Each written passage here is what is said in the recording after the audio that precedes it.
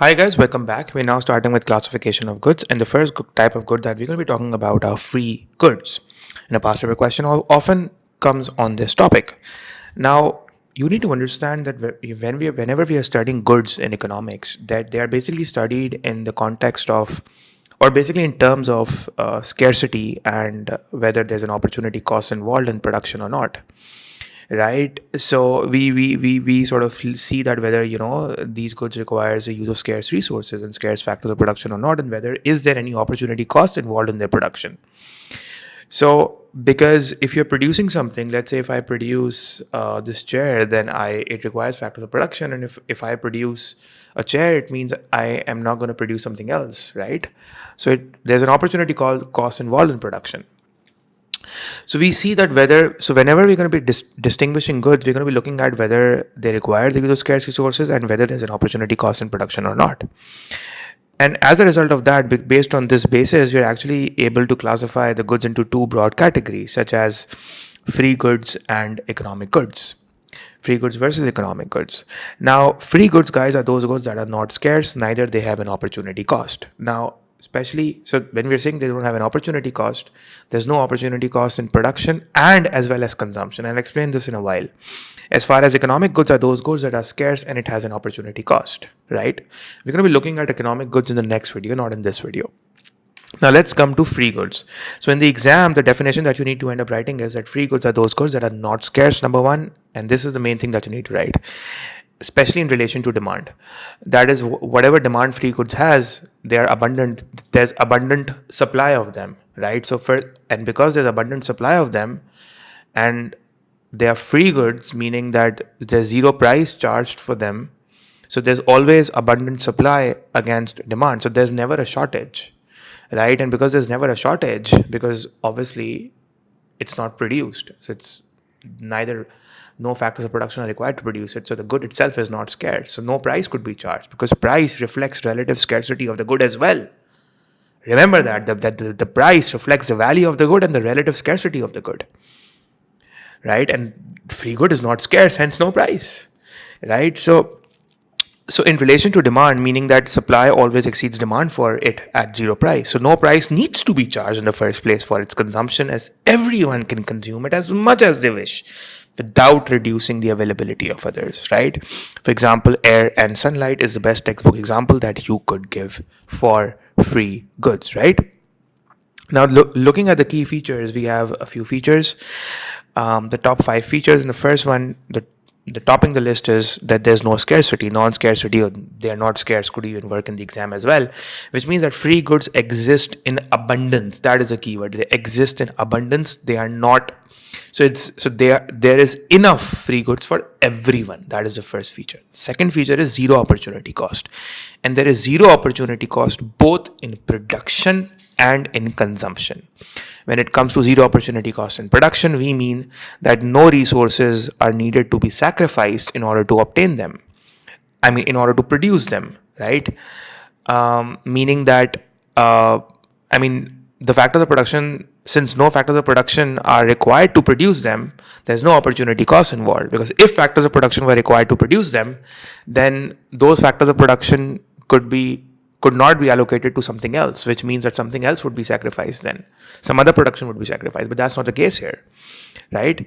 Because using free goods does not require any production decisions as well, right? So no factors of production are required to produce them. So they are available for everyone. And also remember that free goods do not have an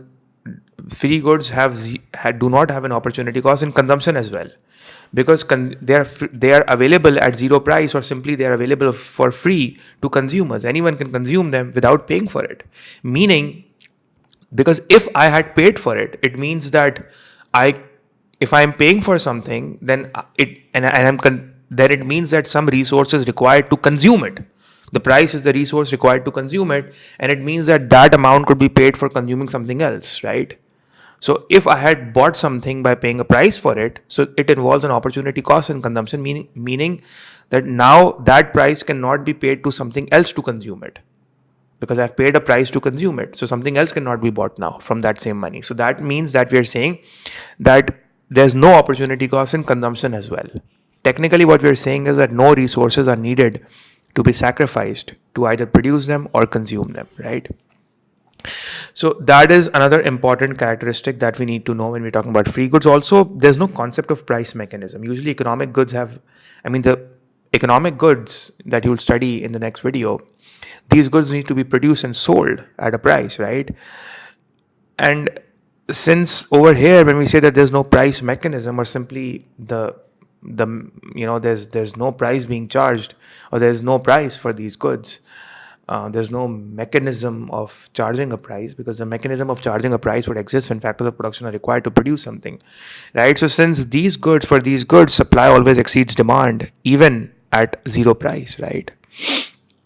So the market mechanism that is a price is not required to operate for the allocation of free goods. That is what I'm saying. That the price mechanism, or simply the price, is not even required to operate, is not required to operate for the allocation and use and consumption of free goods and the provision of free goods, right? The reason why we are saying non-rival risk, although this term will be repeated when we will be discussing public goods, that non-rival risk means that one person's use does not reduces the amount of availability for others. So for example, the air that we breathe, right? So if I'm breathing air and I'm consuming sunlight, so it's not reducing the amount of air and sunlight available for others. So this non-rival risk consumption for free goods. So free goods are non-rival risk. One person's use does not reduce the amount that available for others, right? Also, there's no need required, or no need of rationing required. Rationing means distribution. Now, there are two types of rationing: price rationing and non-price rationing. So neither price rationing is required. Obviously, there's no price charge, so there's no price rationing either. And neither any system of distributing free goods that is non-price rationing means that, okay, fine, so you will study later on that whenever something is short in supply, for example, if I have a shortage, if I have only 10 chocolates available, and let's say there are 10 people out there, then I'll probably end up giving one chocolate to everyone, like everyone gets one. Instead, no one can just buy all 10 of them, so that everyone gets one, right? So that's a non-price way of rationing. Like I made up a policy that, everyone gets one. So that's non-price rationing. So, but anyways, the point is that there's no need for rationing. There's no need for coming up with a mechanism to distribute these goods, because they're abundant. That is why there's no need to ration for their use, right? There's no need to ration for their use. There's no need to ration for using them. There's no rationing required, neither through price or through any sort of policies, right? So the two top examples that you need to give is air and sunlight. That is what free goods is. And you see, later on, while free goods, you need to understand that sometimes free goods can act as economic goods as well, in certain contexts, and this could be very good thing for evaluation. For example, like the water is a free good as well, but water in the sea is free good, right, as well. But you see, the thing is that water could become, the sea water is free good, or it flows, the water is free in the natural rivers, right? That's a free good. It is a free good, but that water could act as an economic good when it is bottled, or it is later on purified through a whole process where factors of production are involved to purify it and bottle them, and that is being sold in the market. So what we're saying is that while water is free in natural rivers and it's a free good, but it acts as an economic good especially when we are selling bottled waters after purification, right, guys? So this is a good evaluation.